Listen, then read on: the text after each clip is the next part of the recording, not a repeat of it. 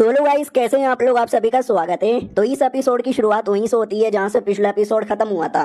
ये बंदा मैडम जी को कांटेक्ट करता है, लेकिन बीच में कनेक्शन कट ऑफ होता है और बातचीत भी नहीं हो पाती। उनका जो मुखिया बुढ़ा था वो भी कहता, सुनो और हमारे में कोई दम नहीं है कि जाके उसको बचा के ला पाए, लेकिन एक बंदा कई सालों से यहाँ पे कैद है, उसमें कई सारा पावर है, उसको आजाद करने के बारे में हमने कभी सोचा नहीं था, लेकिन अब हमारी मजबूरी है और हमें उसको आजाद करना पड़ेगा। और वो है द ग्रेट विच।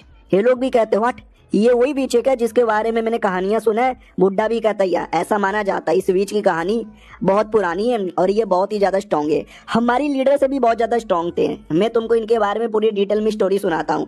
बहुत पहले हम जब डेमन लोग थे ना, हमारी पावर बहुत ही ज्यादा हाई जा रही थी, लेकिन इंसान लोगों ने हमें बहुत ही ज्यादा दबोचा, हमको मारा और हमको पीछे यहाँ पे कर दिया। उस समय मैडम जी यानी हमारे मेन कैरेक्टर की बीबी पैदा हुई, लेकिन काफी छोटी थी, लेकिन उसके पास टैलेंट ही बड़ा कमाल का था। और उस समय जो हमारे लीडर है ना, उसने नोटिस किया मैडम जी में टैलेंट है, ये आगे चल के हमारा जो खानदान, हमारा पावर, हमारा सेट आगे बढ़ाएगी, तो अपना डिसाइपल बना लिया, उसको अपने बेटी की तरह पाल पोस के बड़ा किया, ट्रेनिंग दिया। और उसी समय हमारे क्लैन में एक विच आ गई थी जो कि पावरफुल थी, जो टक्कर दे रही थी। तो आपके दिमाग में आएगा जो अपने क्लैन की है तो इसको नया लीडर बना दो, दोनों मिलकर देश के लिए अच्छा करेंगे। लेकिन नहीं, उसको अपने देश या अपने लोगों से मतलब नहीं था, उसको बस खुद से मतलब था, बड़ी मतलबी थी। तो अपने लीडर ने वो बेटी का यूज किया और यूज करके बैटल करवाया, और उनके बीच का जो बैटल है ना, कई सालों तक यहाँ पे चला। और उस बैटल के अंदर मैडम जी की पूरी हालत ही खराब हो गया, ऐसा लगा हमारी मैडम जी मर जाएगी। लेकिन एंड टाइम पर मैडम जी ने एक सील यूज किया और उसी सील के अंदर उस विच को कैद कर दिया। अब तब से लेके अभी तक कई 100 साल का टाइम गुजर चुका है और मैडम जी अभी भी उसके अंदर कैद है। और हमारी वाली जो मैडम जी है वो तब से अलग ही लेवल पे जा चुकी है, कई सारे दुश्मनों को मारा, हमारे सेट को इतना आगे बढ़ाया, लेकिन अब पता नहीं उनको क्या हो गया, प्यार मोहब्बत में आ चुकी है। तो ये लोग भी कहते हैं एक सेकंड, यानी देखा जाए तो पुराने लीडर ने मैडम जी का यूज किया था खाली अपने देश के लिए और उस बीच को सील करने के लिए। उनकी अपनी भी फीलिंग होती है, वो फीलिंग के बारे में तो कभी परवाह भी नहीं की। अब बुरा लग रहा है उनके बारे में। तो बुढ़ा भी कहता बुरा लग रहा है भाई, हमें धोखा देकर इंसान के साथ जा चुकी है, प्यार मोहब्बत करने लग गई है। धोखा तो उसने हमारे साथ यहाँ पे किया है, कुछ भी हो जाए इस बीच को वापस लाएंगे और ये बीच उसको हराकर सबको सही कर देगी। तो वो भी कहता ठीक है चलो अंदर। और जैसे अंदर आते हैं तो ड्रैगन के फॉर्म में वो बीच खड़ी थी। बोला भी जाता है वो बीच जल्दी से अपने रियल फॉर्म में आओ, तो बीच रियल फॉर्म में नहीं आती, उल्टा इन पे चिल्लाने लगती है। तो बुड्ढा भी कहता शांत हो जाओ, शांत हो जाओ, शांत हो जाओ, हम तुम्हें मारने नहीं आए बल्कि तुम्हें यहाँ से आजादी देने आए। ड्रैगन यानी बीच भी विश्वास नहीं करती और कहती है क्या बकवास कर रहे हो। वो भी कहता सही बोल रहा हूँ, बकवास नहीं कर रहा, हमारे पुराने लीडर ने भले तुम्हें सील किया था, लेकिन अनसील करने का तरीका मुझे यहाँ पे मालूम है। हालांकि तुम्हारी बॉडी पे कर्ज लगा रहेगा, जो हम बोलेंगे तुम्हें वही करना पड़ेगा, लेकिन सील से आजादी मिल जाएगी। बोलो हमारा काम पूरा करोगी तो ये आजाद करेंगे। ड्रैगन भी कहती वेल मुझे भी यहाँ पे सोते सोते अब मजा नहीं आता, तो मुझे भी आजाद होता है, इसके लिए प्लीज मैं तुम्हारा बात मानूंगी, आजाद करो। और बाय द वे तुम पक्का किसी को हराने के लिए मुझे आजाद करने को बोल रहे हो, मेरी जरूरत पड़ गई यानी मानना पड़ेगा उस बंदे में दम है। क्या है नाम है उस बंदे का, आओ आते उस बंदे यानी हमारे मेन कैरेक्टर की ओर जिसको छींक आती है। वो भी कहता साला छींक क्यों आ रहा है। उससे मुझे याद आया बहुत पहले सिस्टम ने मुझे रिवॉर्ड दिया था, उसमें कुछ आइटम पड़े हुए हैं, मुझे लगा कल्टीवेशन आइटम होंगे, हालांकि ये कल्टीवेशन आइटम लेकिन छोटे मोटे आइटम है, ये लेके मैं क्या करूंगा। तो वो जो उनकी बहन जैसी दोस्त आई है ना, उनको दे देता हूँ। तो ये दे देता है और कहता है इसका यूज करना सेट के साथ लड़ने में। वो भी कहती है सच्ची में।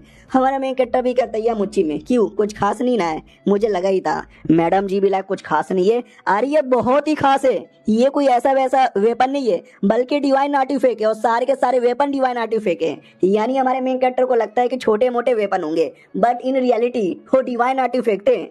हमारा मेन कैरेक्टर भी कहता है क्या हुआ आपको अच्छा नहीं लगा। वो भी कहती ना अरे बहुत ही अच्छा लगा, ये तो बहुत ही ज्यादा कमाल का यहाँ पर है, मतलब ये सारा आर्टिफैक्ट आप मुझे देना चाहते हो। वो भी कहता है या तुमको यहाँ पे देना चाहता हूँ, भला मैं रख के क्या करूंगा, तुम एक कल्टीवेटर हो ना, तुम इसका यूज कर सकते हो और अपने सेट के साथ लड़ाई करके अपने आप को आजादी दे सकते हो, मैं तो नॉर्मल हूँ। वो एकदम चौंक जाती है कि व्हाट, क्या मतलब मुझे लड़ना पड़ेगा ये आर्टिफैक्ट लेकर। हमारा मेन कैरेक्टर भी कहता है मैं तो नॉर्मल आदमी हूँ, स्पेशल औरत तुम हो ना।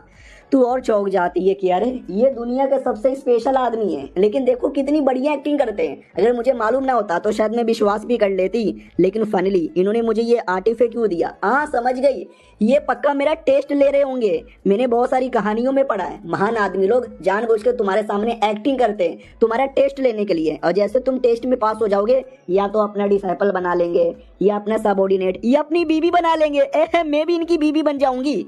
और हमारी वाली बीवी, उसको अजीब लगता है, क्या हुआ, ये क्या सोच रही है, मेरे पति का बीवी बनने का? नहीं, मेरे पति बस एक ही के हैं, वो है मेरे, मैं इनसे प्यार करती हूँ। हाँ साली कुतिया, इसकी मुंह तोड़ दूंगी। और एक सेकंड, ये आर्टिफैक्ट बहुत ही हाई लेवल का है, ये संभाल ही नहीं सकती, कुछ ज्यादा ही हाई लेवल का है। और हमारा मेन कैरेक्टर भी बीवी का एक्सप्रेशन देख लेता है, उसको लगता है क्या हुआ, जलन आ रही है क्या? अरे मेरी बीवी, मेरी जान, मेरी बाबू, मेरी सोना, मैं यहीं पर हूँ। वो भी कहती है वाह, देखा मैंने बोला ना, अरे मेरे पति भले किसी की हेल्प करे, लेकिन प्यार प्यार बस मुझसे ही करते हैं, सिर्फ मुझसे करते हैं। आओ आते बहु से ड्रैगन की ओर, विच की ओर, जिसको सील किया जाता है, बोला भी जाता, हमने सील यहाँ पे कर लिया है, अब तुम कहीं भी जा सकती हो। वो भी कहती शुक्रिया मुझे सील करने के लिए, हट बे बुढ़े तेरी माँ का, इतना बोल के बुढ़े पे अटैक कर देती है। बाकी लोग कहते हैं हमने तुम्हें आजाद किया और तुमने उल्टा हमारे पे अटैक किया। वो भी कहती है और नहीं तो क्या, तुम्हें क्या वाकई में लगा था मैं तुम्हारी बात मानूंगी, तुम्हारा काम यहाँ पे पूरा करूंगी? इतने सालों से कैद यहाँ पे थी, फाइनली आज आज तुम सबको मार के यहाँ से आजाद होकर अपनी जिंदगी अकेले जीऊंगी। बुड्ढा भी कहता, देख धोखाधड़ी मत कर, तेरी बॉडी के अंदर अभी भी 43 मैन है, अगर तूने ज्यादा कुछ किया ना हम तुम्हें खत्म कर देंगे। ये भी कहती है बुड्ढे, तू पहले मुझे कुछ करे, इससे पहले मैं तुझे कुछ कर सकती हूँ, लेकिन तुझे नहीं करूंगी बल्कि इस आदमी को करूंगी।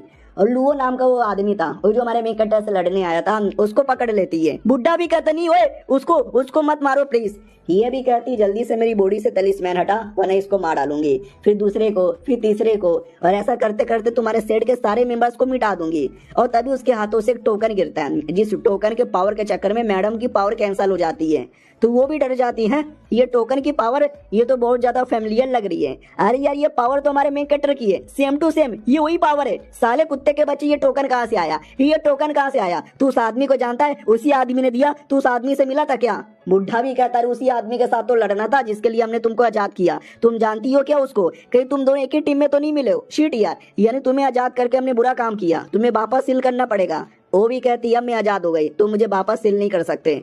और बुढ़े पे अटैक करके अपने आप को बचा लेती है और कहती है, मुझे उस आदमी के पास लेके चलो, मुझे उस आदमी से मिलना है। फाइनली इतने सालों बाद मिलने का मौका यहाँ पे मिल रहा है, चल बे कुत्ते।